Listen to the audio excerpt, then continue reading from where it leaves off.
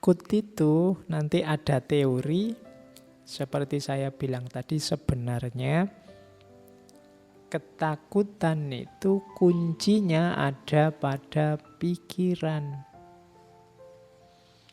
Akarnya rasa takut itu ada dalam pikiran kita. Jadi takut itu kan ketika ada sesuatu yang kamu pastikan dia membahayakanmu, sehingga harus kamu hindari jauh-jauh. Kamu menganggap bahwa sesuatu itu sangat berpengaruh dalam hidupmu, bisa mengganggumu. Nah, itu kan adanya dalam pikiran. Kamu takut tidak punya uang. Kenapa? Karena menurutmu uang itu sangat penting. Kamu takut tidak punya pekerjaan, karena menurutmu pekerjaan itu mutlak. Karir yang sesuai yang kamu inginkan itu harus. Kamu takut, apalagi macam-macam, mungkin termasuk pasangan. Itu kan adanya di pikiran. Jadi sumber ketakutan itu adanya di pikiran.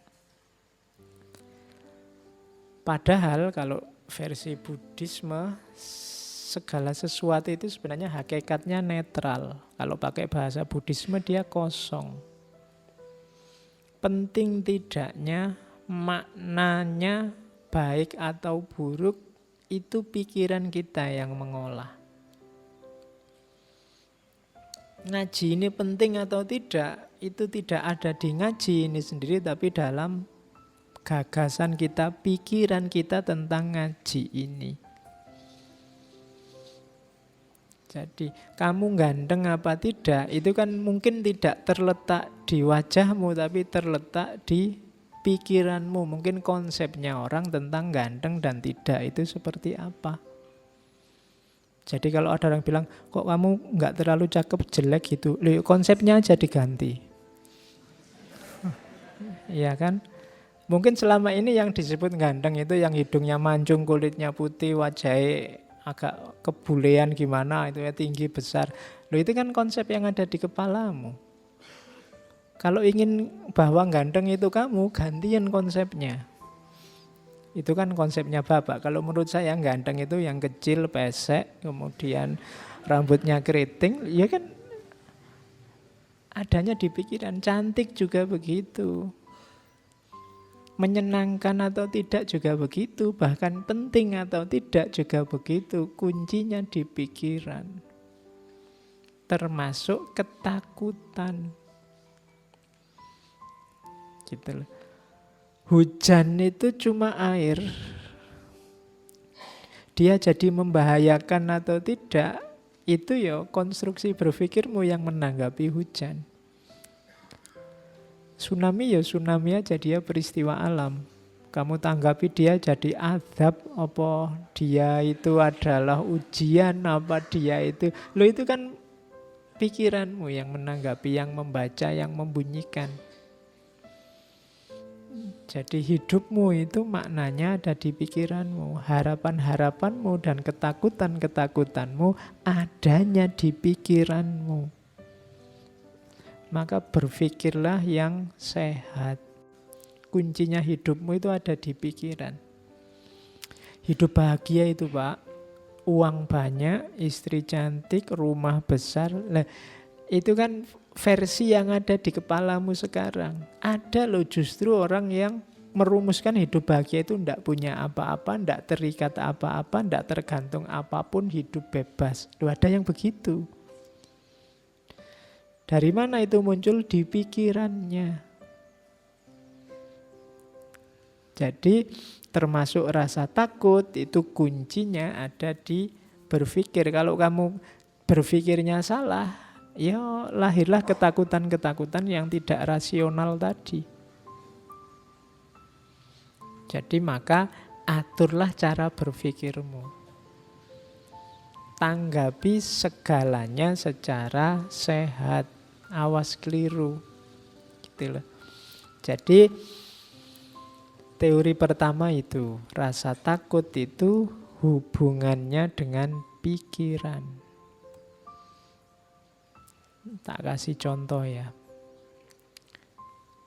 Ada kisah terkenal sekali kalau di barat, namanya kisah katak kecil. Little Frog. Ini biasanya diceritakan ke anak-anak TK. Kalian tak anggap TK dulu sementara. Jadi satu ketika ada rombongan katak kecil. Hari ini kan populer sekali cebong itu ya. Cuma tadi mau tak tulis kisah cebong itu nanti tersinggung kalian. Oke, yo ini kakaknya cebong lah, Percil. Ya. Jadi nanti kalau ada yang ngomong kalian, kamu cebong ya, oh enggak, naik kelas sedikit sekarang jadi Percil. Ini kisah Percil, kisah katak kecil. Jadi satu ketika ada Percil, sekelompok Percil yang melakukan lomba. Lomba naik gedung. Terus karena ini unik, ada Percil yang naik gedung, terus penontonnya banyak, ingin ngerti nanti juaranya siapa. Nah, waktu hari H yang nonton banyak, supporternya banyak, teriak-teriak. Terus dimulailah lomba itu. Tapi penonton ini begitu lihat gedungnya, wah gedungnya setinggi itu, Percilnya kecil-kecil apa ya bisa nyampe puncak. Maka penontonnya ya komentari macam-macam, komentatornya banyak, wah ndak mungkin itu bisa, ndak kuat gak, wong Percilnya kecil-kecil gitu apa ya bisa. Pokoknya teriakan-teriakan itu banyak. Ndak mungkin sampai puncak, ndak akan ada yang bisa mencapai puncak. Sekuat apapun kata-kata itu ndak akan bisa mereka sampai ke puncak. Sulit lah, mustahil lah, ndak mungkin lah, teriak-teriak gitu. Percilnya yang naik ya bener. Akhirnya ada yang jatuh satu demi satu, ndak kuat. Satu demi satu, ndak kuat. Hanya ada satu Percil yang orang teriak apa saja nggak peduli, dia naik terus, pelan-pelan naik. Dan dialah yang juara akhirnya, Percil ini. Setelah si Percil ini juara, wartawan datang ngerubung. Iya. Ngerubung Percil ini, maunya diwawancara, gimana kok bisa menang, kiatnya apa, anunya apa. Tapi diwawancara Percilnya diam aja, cuma tolah-toleh aja. Akhirnya diketahui ternyata Percilnya ini tuli. Jadi dia ndak dengar, jadi waktu orang teriak-teriak ndak mungkin, ndak bisa, sekuat apapun ndak akan mampu, dan sebenarnya dia ndak dengar, pokoknya dia jalan aja. Akhirnya nyampe puncak. Bandingkan dengan tadi Percil yang pikirannya terganggu oleh banyak suara dari luar. Nah, ambil pelajaran sendiri dari cerita ini, bagaimana pikiranmu menentukan langkahmu. Pikiran-pikiran yang terganggu oleh macam-macam tadi, ya merasuk. Kalau isinya rusak-rusak dan jelek-jelek, ya efeknya dalam dirimu juga jelek. Maka pinter-pinterlah apa yang harus kamu masukkan, apa yang jangan masuk dalam dirimu, karena menentukan isi pikiranmu.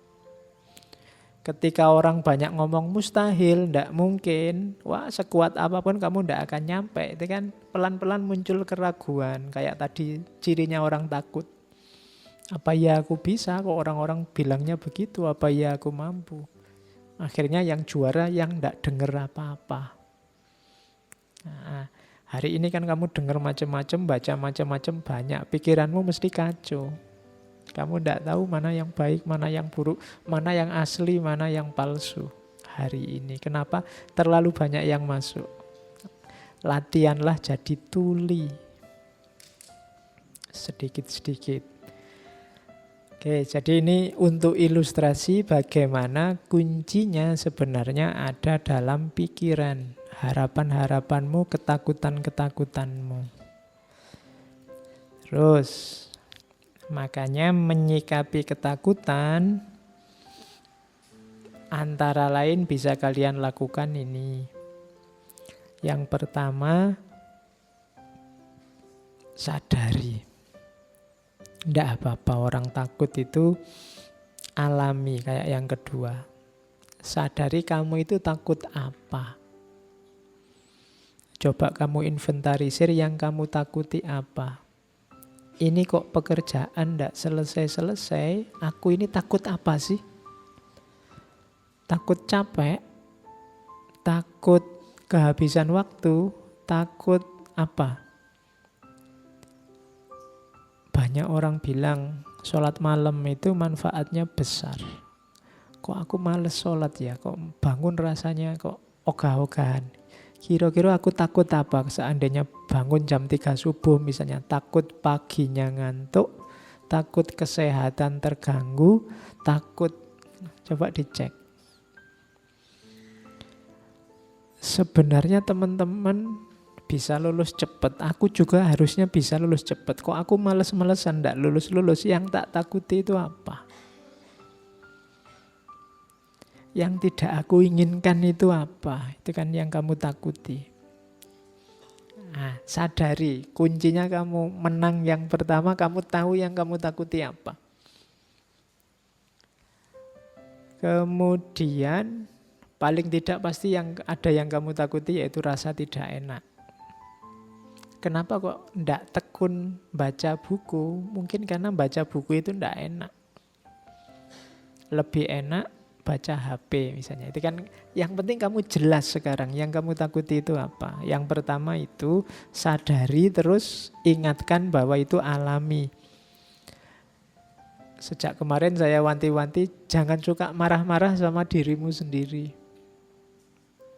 Ingatkan bahwa oh ya alami rasa takut ini, tapi ini tidak terlalu bagus kalau dibiarkan. Jadi tidak harus dirimu dimarahi.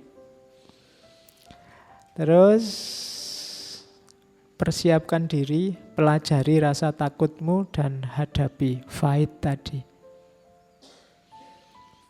Bertarunglah. Kalau memang tadi misalnya ya kamu malas bangun malam karena takut paginya ngantuk. Sekarang dihadapi, disiapkan, dipelajari. Oh biar paginya tidak ngantuk tapi tetap bangun malam apa? Biar lulus cepat, suka baca buku tapi menikmati buku, tidak tersiksa karena buku apa? Itu namanya menyiapkan diri. Melawan ketakutanmu tadi. Ya mungkin baca bukunya sambil disandingi kopi. Kalau masih kurang ya ditambah gorengan, masih kurang tambah Indomie, masih kurang lagi tambah apa. Itu jadi bacanya enak karena sandingannya oke. Oke. Kok setiap kali baca ngantuk, Pak? Oh ya kalau gitu ya tidur dulu baru baca. Ya setiap baca ngantuk lagi, Pak. Ya tidur terus. Lah ya gimana lagi, Wong? Bisamu itu. Jadi hadapi. Oke. Ya kalau sudah dihadapi pasti kamu menang, dan diingat-ingat jangan lakukan segala hal yang tidak alami. Tipuan-tipuan, manipulasi-manipulasi itu tidak alami. Kalau tidak alami biasanya nambah masalah. Misalnya tadi kamu tidak lulus-lulus Pak, ujian bolak-balik ikut ujian juga tidak lulus. Biar besok lulus aku tak nyontek, itu tidak alami, manipulasi. Bisa nambah masalah baru. Nembak kok ditolak, saya takut ditolak lagi Pak. Enaknya ya poneng dukun apa ya misalnya. Itu hati-hati bisa nambah masalah lagi yang tidak seharusnya. Kok tidak dapat uang Pak, enaknya gimana biar dapat uang? Ya lakukan secara alami saja. Segala yang tidak alami biasanya nambah masalah. Kan banyak itu kan yang tertipu investasi sekian, nanti dalam waktu sekian kaya raya itu. Yang tidak alami-alami itu biasanya panennya masalah. Jangan lakukan yang tidak alami. Taklukkan ketakutanmu secara natural saja, dikalkulasi yang rasional. Oke, terus, nah sekarang kita belajar Freud. Ada ketakutan, itu katanya Freud adalah ketegangan, seperti saya bilang tadi ya, tension yang mendorong orang untuk menyikapinya, mendorong orang untuk berbuat sesuatu. Biasanya ketakutan itu muncul, katanya Freud, karena ada konflik antara ego dan superego. Ego itu gampang-gampangannya dirimu sendiri, superego itu lingkunganmu, masyarakatmu. Logika bersama, logika hidup bersama. Ini biasanya ada tension-tension, ketegangan-ketegangan. Itu nanti yang melahirkan kecemasan. Kalau di Freud, takut atau cemas itu ada 3. Yang pertama kecemasan terhadap realitas, takut bahaya yang datang dari luar. Takut dimaki orang, takut disalah-salahkan orang, takut, nah itu disindir orang, takut dikafirkan orang. Nah, itu jenis ketakutan juga. Jadi sumbernya dari luar. Kalau ini normal. Yang pertama. Yang kedua namanya neurotik. Kalau neurotik itu takut egonya keluar jalur, melenceng. Jadi takut sesat, takut gila, takut, nah itu namanya takut tentang dirimu yang kamu khawatirkan.